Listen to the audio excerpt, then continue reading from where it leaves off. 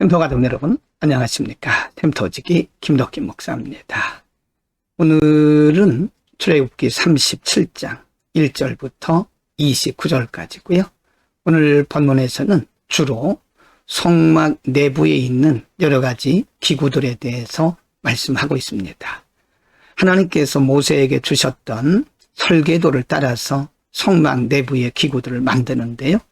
어제 말씀드린 것처럼 우리는 이 성막의 모든 기구들 속에서 부분 속에서 영적인 의미, 즉 예수 그리스도와 복음을 발견할 수가 있는 것입니다. 37장 1절부터 9절에서는요. 언약궤를 만드는 장면입니다. 1절 부사레리 조각목으로 궤를 만들었으니 길이가 2규빗 반, 너비가 1규빗 반, 높이가 1규빗 반이며 2절 순금으로 안팎을 싸고 위쪽 가장자리로 돌아가며 금태를 만들었으며 3절 금고리 넷을 부어 만들어 네 발에 달았으니 이쪽에 2고리요 저쪽에 2고리며 4절 조각목으로 채를 만들어 금으로 싸고 5절 그 채를 궤 양쪽 고리에 꿰어 궤를 매게 하였으며 6절 순금으로 속죄소를 만들었으니 길이가 2규빗 반, 너비가 1규빗 반이며 7절 금으로 그룹 둘을 속죄소 양쪽에 쳐서 만들었으되 8절 한 그룹은 이쪽 끝에 한 그룹은 저쪽 끝에 곧 속죄소와 한 덩이로 그 양쪽에 만들었으니 9절 그룹들이 두 날개를 높이 펴서 그 날개로 속죄소를 덮었으며 그 얼굴은 서로 대하여 속죄소를 향하였더라. 완성된 언약궤와 그리고 속죄소의 모습인데요. 언약궤 안에는 십계명 2돌판과 그리고 만나 항아리를 넣으라고 말씀하셨죠. 그래서 언약궤는 하나님의 말씀을 보관하는 곳이죠. 넣는 곳입니다. 그래서 이것은 하나님의 임재를 늘 상징했습니다. 하나님께서 말씀으로 이스라엘 백성들 가운데 계시는 언약궤, 곧 임재를 상징했다는 말씀이죠. 오늘날도 하나님의 말씀으로 우리 가운데 임하고 계십니다. 우리가 하나님의 형상을 눈으로 볼 수 없지만 하나님의 말씀을 통해서 하나님과 우리가 교제하고 하나님의 음성을 듣게 되는 거죠. 37장 10절부터 16절에서는요. 떡상을 만드는 장면입니다. 10절 그가 또 조각목으로 상을 만들었으니 길이가 2규빗, 너비가 1규빗, 높이가 1규빗 반이며 11절 순금으로 싸고 위쪽 가장자리로 돌아가며 금태를 둘렀으며 12절 그 주위에 손바닥 넓이만한 턱을 만들고 그 턱 주위에 금으로 태를 만들었고 13절 상을 위하여 금고리 넷을 부어 만들어 내 발 위, 내 모퉁이에 달았으니 14절 그 고리가 턱 곁에 있어서 상을 매는 채를 꿰게 하였으며 15절 또 조각목으로 상 맬 채를 만들어 금으로 쌌으며 16절 상 위의 기구 곧 대접과 숟가락과 잔과 따르는 병을 순금으로 만들었더라. 떡상은 진설병상이라고도 합니다. 이스라엘의 12지파를 상징하는 12개의 떡을 매일 진열하는 곳이죠. 그래서 이 떡은 생명의 떡이신 예수 그리스도를 상징하고요. 12덩이의 떡은 바로 온 만민, 모든 인류를 위해서 생명을 공급하신 모든 인류의 떡이신 예수 그리스도, 생명의 떡이신 예수 그리스도를 상징한다고 보시면 됩니다. 37장 17절부터 24절입니다. 내용이 많기 때문에 글씨가 작게 보입니다. 화면 아래에도 성경이 첨부되어 있기 때문에 함께 보시면 좋겠습니다.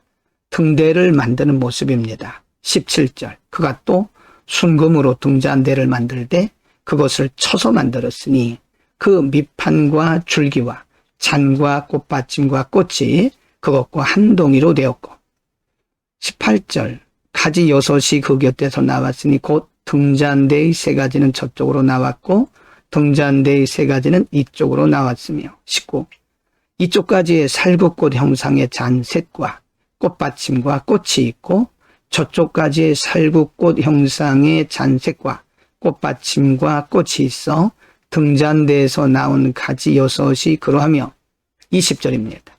등잔대 줄기에는 살구꽃 형상의 잔넷과 꽃받침과 꽃이 있고 21. 등잔대에서 나온 여러 가지 6을 위하여서는 꽃받침이 있게 하였으되 2가지 아래에 한 꽃받침이 있어 줄기와 연결하였고 또 2가지 아래에 한 꽃받침이 있어 줄기와 연결하였고 또다시 2가지 아래에 한 꽃받침이 있어 줄기와 연결되게 하였으니 22절. 이 꽃받침과 가지들을 줄기와 연결하여 전부를 순금으로 쳐서 만들었으며 23. 등잔 7과 그 불집게와 불똥그릇을 순금으로 만들었으니 24. 등잔대와 그 모든 기구는 순금 1달란트로 만들었더라. 등대는 우리가 순금 등대라고 말을 합니다. 순금 1달란트로 만든 아주 값지고 모양도 아주 멋있는 그런 등대인데요. 이 등대는 이 세상의 빛이신 예수 그리스도를 상징합니다. 성경은 예수 그리스도를 세상의 빛이다. 특별히 요한복음에 보면 예수님께서 빛으로 이 세상에 오셨다. 생명의 빛이십니다. 그래서 예수 그리스도를 만나야 인생이 바로 산 것이고 바르게 보고 바른 길을 가게 되는 것입니다. 그리고 결국은 영원한 주의 나라로 인도되어지는 아름다운 생명의 빛이 예수 그리스도인 것입니다. 이 세상을 살아가는데 많은 사람들이 방황하고 있는 것은 생명의 빛이시고 삶의 빛이신 예수 그리스도를 바라보지 않기 때문에 그런 것입니다. 우리는 생명의 빛이신 그리고 우리의 삶의 인도자이신 예수 그리스도를 바라봄으로써 오늘도 승리할 수 있기를 바랍니다.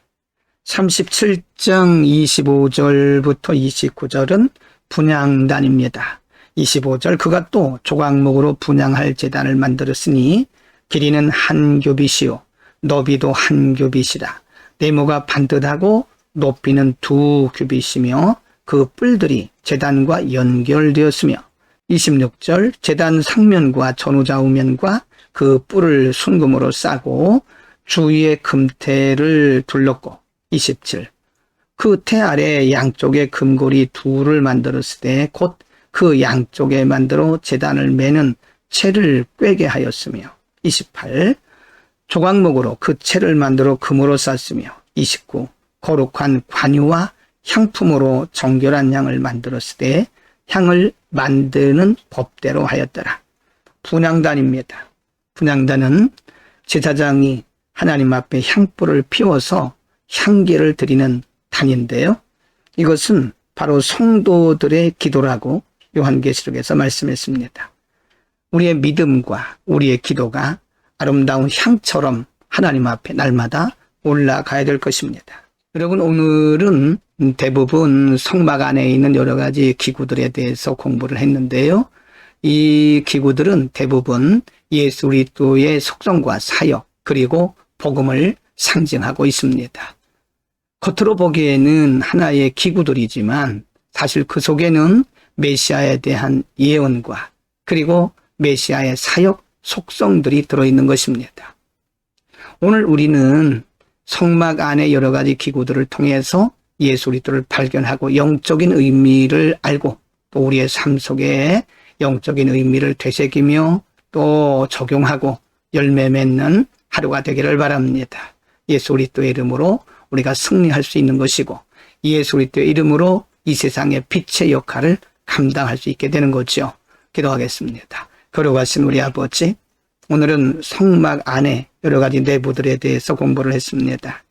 우리가 단지 형식적인 그런 기구가 아니라 그 속에 예수 그리스도의 속성과 성품, 사역에 대해서 가르쳐 주셨고 혹은 우리의 삶에 대해서 우리가 어떻게 적용하고 결단하고 열매 맺어야 되는지도 가르쳐 주셨습니다. 예수 그리스도를 알므로 우리의 삶에 풍성한 은혜가 풍성하게 날마다 드러나게 하시고 많은 사람들에게 영향력을 끼치는 복음의 통로로 우리를 써 주옵소서. 예수 그리스도의 이름으로 기도드립니다. 아멘.